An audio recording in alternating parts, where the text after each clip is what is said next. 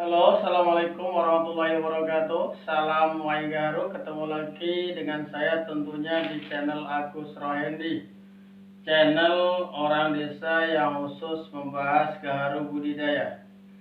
Sebelum menonton video saya, jangan lupa like and share, komen nanti setelah akhir melihat apa yang saya sampaikan adalah silahkan untuk di komen.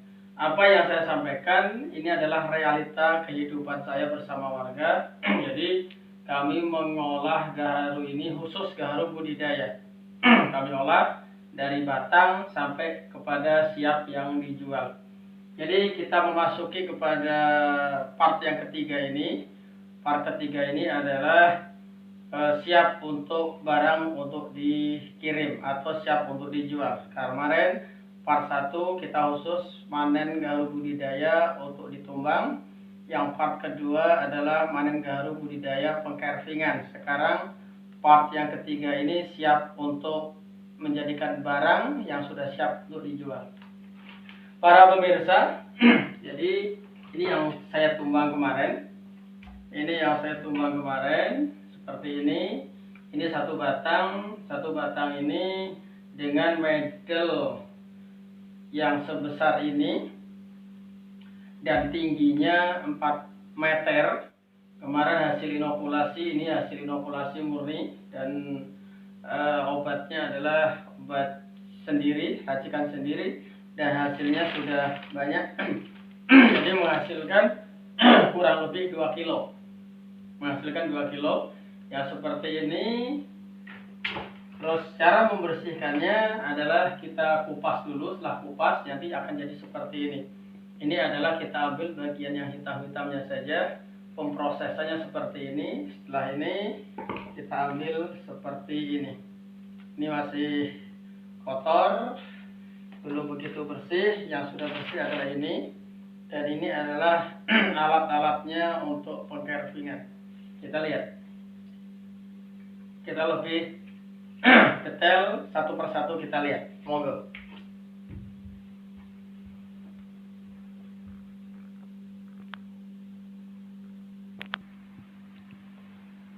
Inilah kita lihat lebih ke dalam. Tujuan saya mengupload adalah mengedukasi para petani gaharu atau para pemula petani gaharu untuk kita lebih optimis, lebih semangat terhadap hasil-hasil gaharu.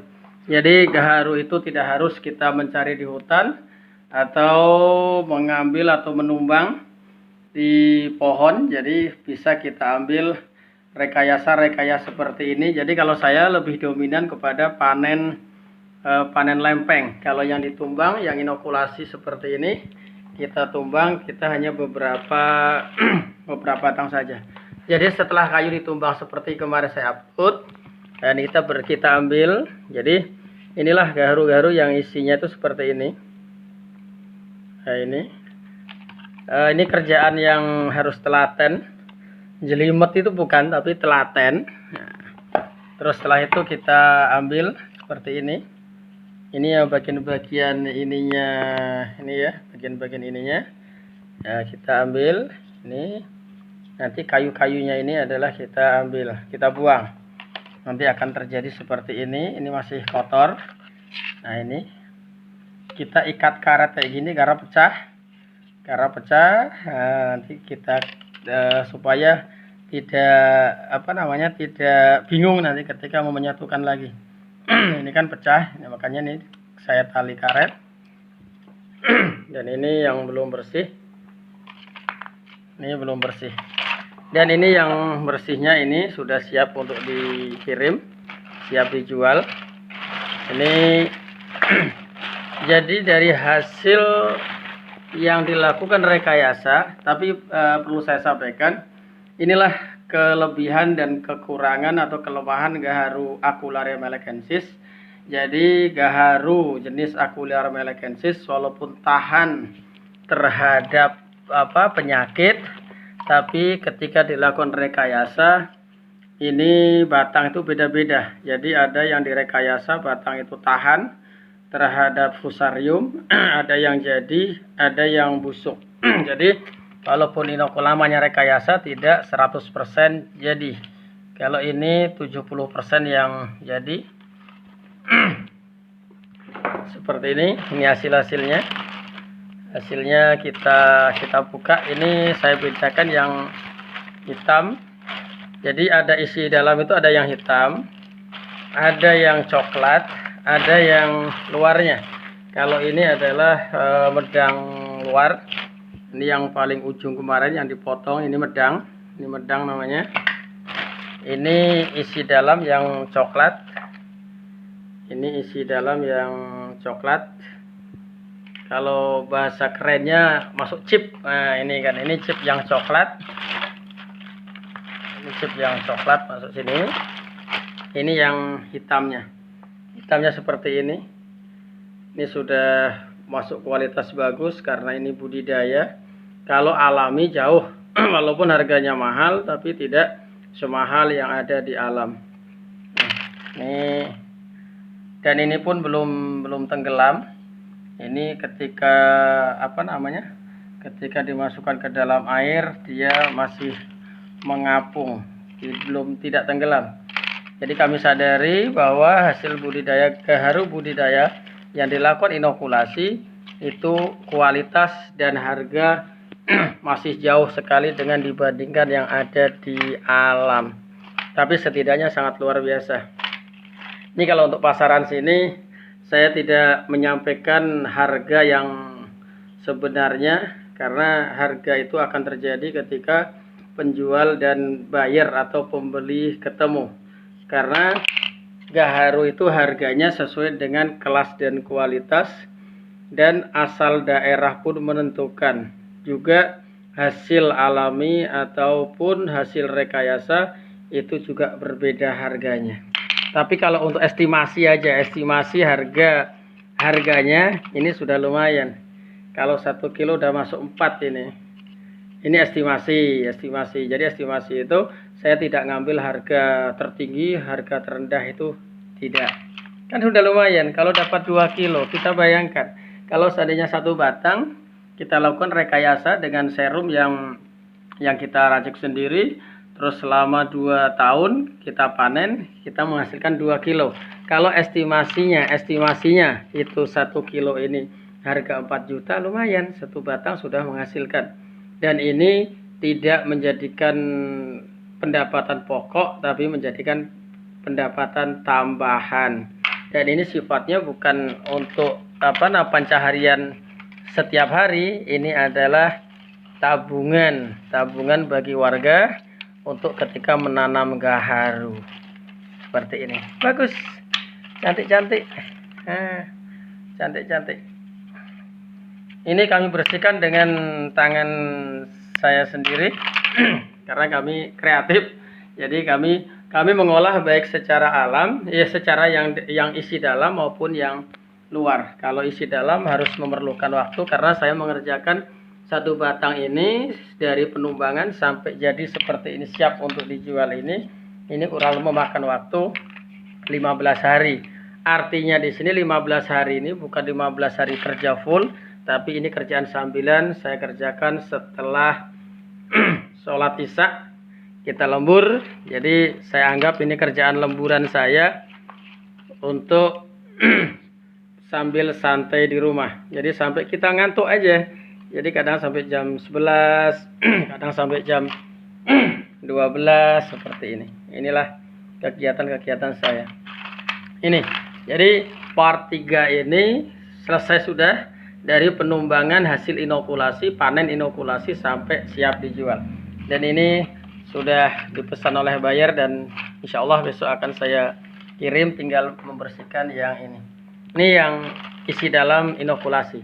Adapun produk yang lain ini banyak sekali. Jadi kalau produk yang lain ini ada silet, ini ada medang, bagus ini medang, ini ada lempeng, gitu kan? Ini lempeng hitam, ini yang lempeng coklat yang pendek, ini lempeng coklat yang panjang, banyak. Jadi produk-produknya udah siap ini. Ya, nah, seperti ini yang medang. Kali ini medang cantik ini. Ini benang cantik. Dan ini percampuran antara yang hitam sama yang coklat. Ini. Jadi para pemirsa, kalau kami bersama warga, kami membimbing warga dari awal sampai akhir. Bahkan warga pun saya berikan edukasi untuk mengcarving dan lain sebagainya. Jadi kami lebih dominan terhadap panen gaharu yang seperti ini. Jadi panen secara dodos, tidak secara tumbang. Kalau secara tumbang kami minim, sangat minim. Itu yang hanya kita lakukan inokulasi saja. Tapi perlu saya sampaikan, untuk para petani gaharu lebih baik kalau saya bersama warga lebih baik kita mengejar hasil gaharu itu ada dua, yaitu jangka pendek dan jangka panjang. Kalau jangka pendeknya kita lakukan rekayasa obat, tapi ingat jenis gaharu atau karakter gaharu beda-beda. Ada yang hanya sekedar alami saja tanpa dilakukan rekayasa obat sudah tebal kayak ini. Ini mayoritas hitam semuanya, lempeng hitam, dan ini tanpa rekayasa obat. Jadi cukup dikupas, setelah itu dibiarkan. Tapi kita lihat kalau gaharunya, batangnya di tempat yang panas, itu kita biarkan bisa menjadi tebal seperti ini. Tapi kalau di tempat yang rimbun, yang teduh, kita harus dibantu dengan obat, dengan oles atau semprot, sehingga bisa menghasilkan tebal. Ini tebal-tebal semua. Ini hitam, belum saya carving. Jadi yang masuk di sini semuanya sudah kualitas bagus yang nantinya kami kirim ke buyer. Para pemirsa, perlu saya sampaikan juga, ketika kita akan melakukan inokulasi atau suntik, jangan di batangnya. Kalau saya menyampaikan jangan di batang, karena namanya inokulasi itu tidak mayoritas full ada di dalamnya, tapi bagian-bagian ini. Ini kita bayangkan, sebatang ini kami mengerjakan lama. Tapi kalau kita lakukan rekayasa inokulasi, jangan di batang, tapi di dahan. Karena apa? Ketika di dahan, kita cara mengerjakannya mudah. Karena kita melakukan hal kerja apapun, kita pikir endingnya. Endingnya itu susah atau tidak. Tapi kalau di batang, kita kayak gini, repot. Makan waktu yang lama, terus kita mengambilnya hanya bagian-bagian tertentu saja, waktunya juga lama. Lagian juga harus menumbang batang. Tapi kalau kita lakukan rekayasa di dahan, enak. Di dahan enak karena kecil, pengerjaannya mudah, dan gaharu ketika saya teliti, ketika kita lakukan rekayasa, inokulasi, itu yang kualitas bagus itu yang di dahan, bukan di batang. Kalau kayak ini tadi di batang. Ini coklat, ini di batang. Tapi yang di dahan, kecil-kecil ini. Nah, ini di dahannya. Dahan bagian atas lah, bagian atas. Jadi kalau para pemirsa kalau ingin melakukan inokulasi, silakan untuk di dahannya. Untuk yang bagian batangnya kita lakukan rekayasa, semprot mungkin. Kalau nggak disemprot kita biarkan, lihat karakter batangnya. Kalau memang di tempat yang banyak sinar matahari kita biarkan akan tebal seperti itu. Ini hasilnya. Jadi barang yang masuk ke ruang dalam ini yang bisa di carving, dan ini saya kirim itu karena ini simpanan, saya kirim nanti kalau sudah banyak. Jadi kadang 1 bulan saya kirim, kadang nyampe 2 bulan saya kirim, kadang 1 bulan kita kirim 200 kilo, 100 kilo, kan lumayan. Tapi yang kami kirim ke buyer setiap seminggu sekali itu adalah kulit tipis. Kulit tipis yang sering saya upload itu adalah saya kirim karena tidak bisa di carving, walaupun murah nggak masalah bagi saya, ya kan? Walaupun murah nggak masalah, jadi tidak di carving, cukup dikupas, packing, kami kirim ke buyer-buyer kami. Jadi tidak masuk ke dalam. Yang masuk di dalam yang bisa di carving, kan lumayan. Ini simpanan-simpanan bagi saya, bagi kami, bagi warga, dan ini bukan murni dari punya saya semuanya. Ini adalah punya warga yang saya beli, yang saya ajarin, warga kupas, merekayasa, dan sampai melakukan pengcarvingan. Itu saya saya ajarin betul, sehingga kita hanya untuk bagian pemasarannya saja. Jadi kalau kita tangannya sendiri kita nggak mampu, jadi bersama warga. Ini bekas serbuknya setelah di carving. Ini alatnya seperti ini. Ini alatnya pisau seperti ini.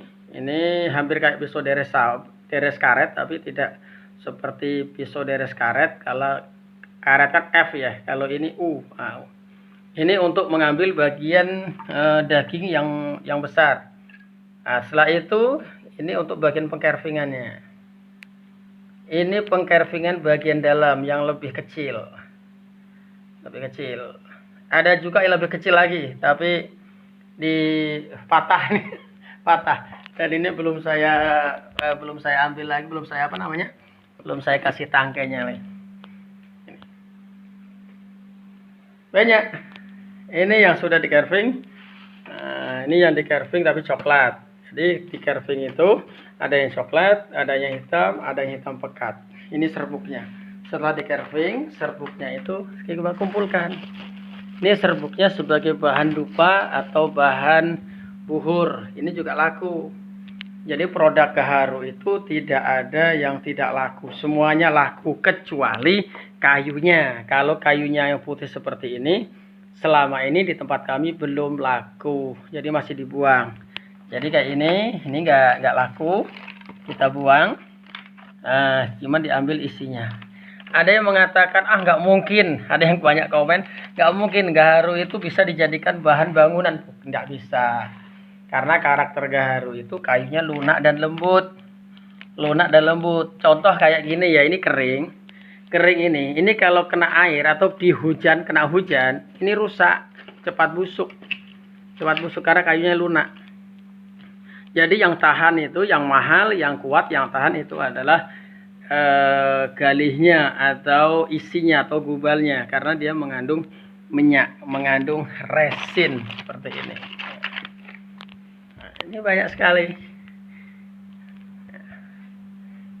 Nah, ini kan ini lempeng-lempeng panjang cantik. Jadi lempeng itu ada yang pendek, ada yang panjang. Kalau yang panjang kayak gini harganya lebih mahal ketimbang yang lempeng pendek seperti ini. Ini banyak.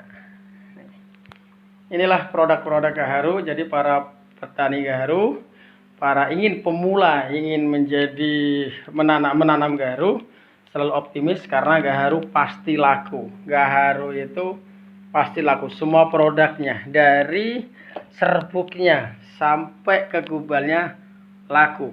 Tapi kita tidak mengejar mahal. Kalau kami di budidaya gaharu ini, merekayasa gaharu ini tidak mengejar mahal, tapi mencari laku. Tapi luar biasa, luar biasa. Kalau kita di alam mungkin yalah, kalau di sini yang gubal super itu nyampe 1 kilo 30 juta, 1 kilo 30 juta. Tapi kalau yang seperti ini nggak nyampe. Ini 1 kilo, yang lempeng-lempeng ini 1 kilo 200.000, nyampe 800.000, udah sangat luar biasa bagi saya. Karena ini kita panen hanya lempeng, hanya kulit tebal, dan kita tidak menumbang batang. Dan setiap 1 tahun sekali atau 1 tahun setengah sekali kita panen. Kita panennya secara estafet, jadi sekali tanam seumur hidup. Kan lumayan. Harga-harga, tapi harga naik turun. Akumulasi harga biasa naik turun, tapi serendah-rendahnya produk gaharu walaupun budidaya ini sangat menguntungkan dan menghasilkan. Tapi kita tidak berhayal yang mahal, kita berhayal laku dan sangat luar biasa. Mungkin hanya itu yang saya sampaikan. Mudah-mudahan uploadan gaharu budidaya saya, budidaya kami memberikan edukasi terhadap petani-petani gaharu, khususnya gaharu di Indonesia. Jadi saya spesial untuk gaharu budidaya, baik dari awal maupun sampai ke penjualannya. Dan semua gaharu yang kami tanam jenisnya satu, Acularia melekensis. Oke, para pemirsa, mungkin hanya itu yang saya sampaikan. Jangan lupa like and share dan komen. Kalau ingin komen pribadi silahkan langsung ke 0852 236 57547. Sekian, assalamualaikum warahmatullahi wabarakatuh.